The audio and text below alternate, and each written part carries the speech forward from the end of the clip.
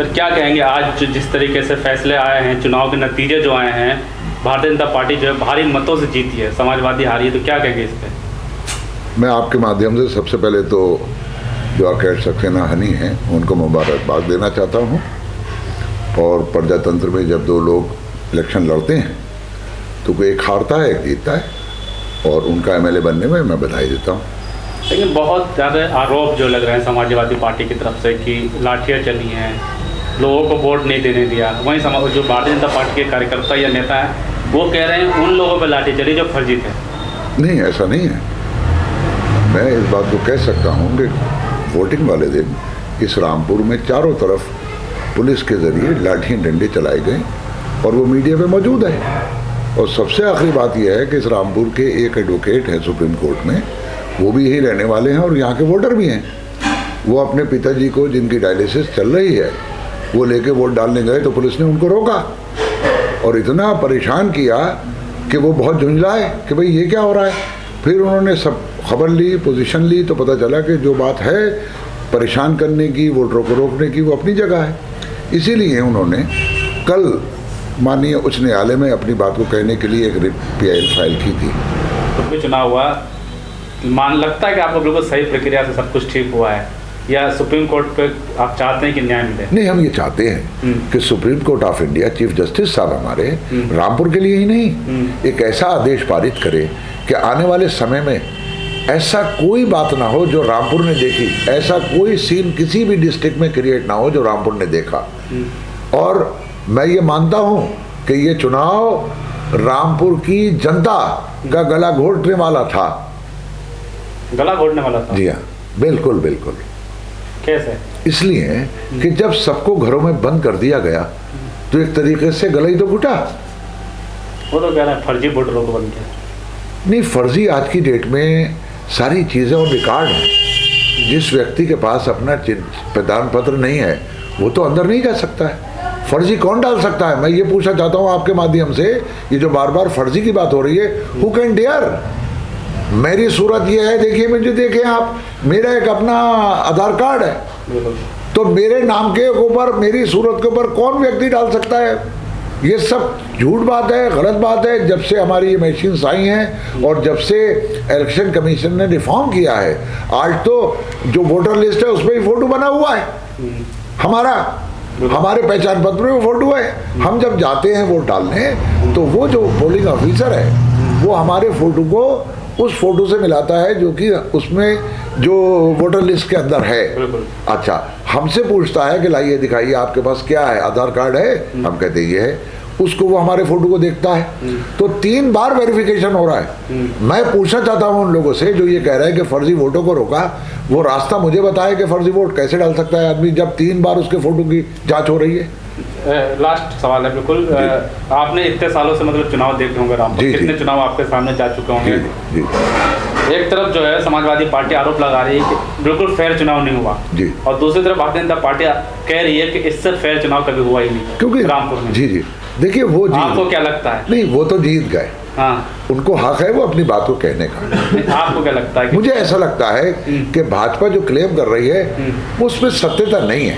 अच्छा, हकीकत नहीं है। अगर उनके हृदय से और उनकी आत्मा को हिलाया जाए और सोते से उठाया जाए तो वो सत्य जरूर उनके मुंह से निकल जाएगा। किसी भी समाज को इस देश में कोई पीड़ा होती है तो उसका सबसे बड़ा जो दर है वो भारत का सुप्रीम कोर्ट है। लेकिन जिस तरीके से नतीजे रहे हैं, शुरू में जब 18 राउंड थे तो समाजवादी लगभग 6000 वोटों से जीत रही थी। अचानक ऐसा क्या हुआ जो भारी मतों से हारना पड़ा? हाँ, ये बड़ा उचित सवाल आपने किया, क्योंकि यहाँ एक मिस्टर तमकीन फैयाज हैं, बहुत सीनियर जर्नलिस्ट हैं इस रामपुर के। वो मेरे साथ फेसबुक उस पर जुड़े हुए हैं, व्हाट्सएप पे। वो मुझे राउंड वाइज फिगर दे रहे थे, लेकिन 20वें राउंड तक तो उन्होंने फिगर दी। उसके बाद वो उनकी कोई खबर जब नहीं आई तो मैंने इलेक्शन कमीशन ऑफ इंडिया का पोर्टल खोला, तो उस वक्त 2:05 पे उस पोर्टल पे 18वें राउंड की फिगर लोड हुई हुई थी। ठीक है, फिर उसके बाद मैं इंतज़ार करता रहा कि भाई ये पोर्टल जो है ये 19 पे जाए, 20 पे जाए, लेकिन आई वेटेड एंड वेटेड, लेकिन उस पर पोर्टल पे कोई फिगर लोड नहीं हुई। फिर जब मैंने व्हाट्सएप देखा तो मिस्टर तमकीन फैयाज की तरफ से 25वें राउंड की फिगर 20 के बाद आई, 30 के बाद फिर 29वें राउंड की फिगर उन्होंने दी, 29 के बाद 33वें राउंड की फिगर दी। 3 उनके व्हाट्सएप मैसेजेस ने पूरे चुनाव का रिजल्ट ही बदल दिया। क्या लगता है कुछ खेला हुआ है क्या? हाँ, मुझे ऐसा लगता है कि 20 के बाद 21वां का राउंड क्यों नहीं आया, 22वां क्यों नहीं आया, 23वां क्यों नहीं आया, 24वां क्यों नहीं आया। जो भी इस देश में और हमारे सिटी रामपुर में जो लोग हैं जो इस बात को समझते हैं कि राउंड वाइज फिगर हमेशा से दी जाती है, तो मुझे ये भी पता चला, मेरे जो साथी आप जैसे जो मुझे जानते हैं उन्होंने कहा सर 20 राउंड के बाद हमें फिगर से नहीं मिल रही हैं, हम इसलिए बड़े दुखी हैं, हम आपको क्या बताएं। तो मेरा ये मानना है कि इसको भी समझने की ज़रूरत है कि 20 के बाद 25 की फिगर क्यों आई, 4-4, 5-5 राउंड्स की फिगर एक जगह इकट्ठी क्यों की गई। लेकिन आरोप लगा रहा है भारतीय जनता पार्टी अगर वोट नहीं पड़े तो फिर आसिम राजा के 20-30 हज़ार वोट कैसा है? नहीं, ऐसा नहीं है। आसिम राजा और आकाश हनी दोनों ने ही एक सामने एक दूसरे के इलेक्शन लड़ा है और दोनों को हक है कि वो वोट लें। रामपुर के वोटर्स आकाश हनी के साथ भी हैं थे और राजा के साथ भी थे। हमें जो आशंका होती है हमारे दिल में वो सिर्फ इस बात की है कि 20 राउंड के बाद फिगर जो है तमकीन फैयाज जैसे सीनियर जर्नलिस्ट ने 5 राउंड की एक साथ क्यों दी, ये बड़े सोचने की और समझने की जरूरत है। भाई मैं यही कह सकता हूँ कि कुछ वहाँ पर जो भी होगा सत्ता जो खेल कर सकती है, शायद वो कुछ खेल हुआ हो। जैसे चुनाव वोट नहीं डालने दे गया, क्या इस पे सच है? क्योंकि जो सत्ताधारी पार्टी है जो भारतीय जनता पार्टी वो कह रही है कि सब ये चुनाव हार रहा था समाजवादी, इसलिए आरोप नहीं, ये उनका आरोप बिल्कुल गलत है। इसको तो देश ने देखा है, मीडिया को तो कोई कंट्रोल नहीं कर सकता। जो सोशल मीडिया है, सोशल मीडिया तो पूरे भारत में लोगों ने देखा, हर जगह ये इंफॉर्मेशन थी। आपने भी आरोप लगाए थे आप? हाँ, मुझ जैसे व्यक्ति ने मुझे ही वोट डालने नहीं दिया, पूरे किले के चारों तरफ घुमा दिया गया और मुझे एंटर नहीं करने दिया। फैमिली के साथ मैं घूम रहा था वोटिंग वाले दिन।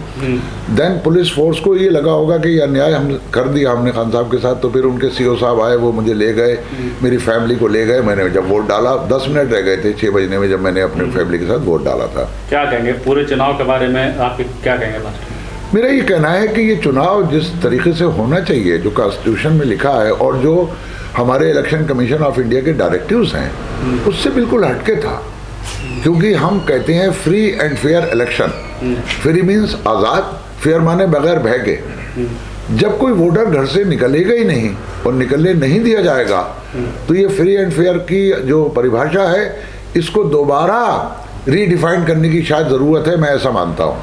आप ही अधिकारी रह चुके हैं, तो क्या लगता है ये लोकतंत्र के लिए ठीक है या खतरा? नहीं, it's a very very dangerous thing for the लोकतंत्र। देश की लोकतंत्र के लिए ये जो है बहुत बड़े खतरे का अलार्म है। अगर किसी देश के किसी भी नागरिक को ये ऐसा लगता है कि कोई हमें जो है अपने वोट जैसी चीज़ जो उसका मताधिकार है, वोट मीन्स मताधिकार मीन्स कि मेरे अपने मत को मैं डाल रहा हूँ जाके उस व्यक्ति विशेष के लिए जो कि कंटेस्ट कर रहा है इलेक्शन, तो फिर अगर मैं अपना मत ही नहीं दे सकता उसके लिए और मुझे घर में ही रहना पड़े, तो फिर इलेक्शंस काय के लिए हुए, क्यों होंगे इलेक्शंस? अच्छा, इसमें मैं आपको एक ये बात भी बताता चलूँ कि सुप्रीम कोर्ट में कल PIL जो थी, एज पर जो लॉ है और जो लीगली ये जो वकील साहब ने डाली है सुप्रीम कोर्ट में PIL, इसका जुडिक्शन इलाहाबाद हाई कोर्ट था। लेकिन जिस समय चीफ जस्टिस ऑफ इंडिया ने इसको ऑब्जर्व किया और इसको उनकी बात को सुना और ये कहा कि वो आज सुनेंगे, ये समझने की बात है कि उन्होंने इसमें कुछ तथ्य देखे, उस बात को समझा कि एडवोकेट अगर कोई बात मुझसे आन के कह रहा है और ये भी कह रहा है कि सर मैं तो खुद वोटर था, मैं तो खुद आई विटनेस हूँ, तो उन्होंने शायद आज के लिए इसीलिए रखा। नहीं तो बहुत पॉसिबल था कि चीफ जस्टिस साहब ये फरमा देते कि भाई mister advocate go to Allahabad. It means कि there is something which is in the mind of our chief justice of India. और आज जो वहाँ पर जो भी हेयरिंग हो रही होगी उसमें यकीनी तौर पे एडवोकेट को ये मौका मिला होगा कि अपने एविडेंस सामने रखे होंगे और उसके लिए हम इंतज़ार कर रहे हैं कि क्या हुआ, चीफ जस्टिस साहब ने क्या आदेश पारित किए। क्या लगता है कितना विकास हुआ? क्योंकि सबका साथ सबका विकास की सरकार ही है। भाई मेरा ये कहना है कि हमारे एक और हमारे बिलासपुर के एक मंत्री जी हैं जनाब औलख साहब, वो अब 6ठा साल है उनको मंत्री बने। इससे पहले हमारे जो है माननीय मुख्तार अब्बास नकवी साहब रामपुर में बहुत सीनियर भाजपा के लीडर, और आपको जो है ये अल्पसंख्यक विभाग का कैबिनेट मिनिस्टर थे आप समझे। आपके पास 2 सालों में 10,000 करोड़ का जो है वो उनका बजट था। तो मैंने तो इस रामपुर में कहीं पर भी कुछ ऐसा नहीं देखा कि कोई बहुत बड़ी काम हो गया हो या नया काम हुआ हो। तो विकास जो कहा जा रहा है मैं इस पे यकीन नहीं करता। कह तो रहेंगे अब विकास आएगा, 50 साल का युग जो है वो अंत हो गया। नहीं, ऐसा नहीं है। अंत किस बात का हुआ, मेरी समझ में नहीं आता किस बात का अंत बता रहे हैं। गुंडागर्दी का शासनकाल, गुंडागर्दी होती थी यहाँ। आप मुझे गुंडा मानते? नहीं, आपको नहीं, भारतीय जनता पार्टी के नेता कह रहे हैं ना ऐसा। तो ये तो वो गलत सोचते हैं। किसी भी कार्यकर्ता को हर पार्टी के अंदर डिफरेंट कैलिबर के कार्यकर्ता होते हैं, पढ़े लिखे भी होते हैं, गैर पढ़े लिखे भी होते हैं, बहुत एजुकेटेड लोग होते हैं। तो एक तरीके से किसी भी लांछन लगाना, आरोप लगाना कि भाजपा में गुंडे हैं या सापा में गुंडे हैं या कांग्रेस में गुंडे हैं, ये कोई सही दिशा नहीं दिखाता। जो भी व्यक्ति इस बात को कहता है इट इज टोटली रॉन्ग। एक सवाल रह गया था, समाजवादी जो है रामपुर जो है समाजवादी का गढ़ माना जाता है, मतलब इससे बड़ा गढ़ शायद दूसरे कोई बड़ा जिला नहीं होगा जो समाजवादी गढ़ है। लेकिन जब चुनाव में जो बस्ते लगते हैं, एक ही बस्ता जो समाजवादियों का नहीं दिखा कहीं। जी जी, क्या वजह रहेगी? उसके पीछे 2 बातें हो सकती हैं।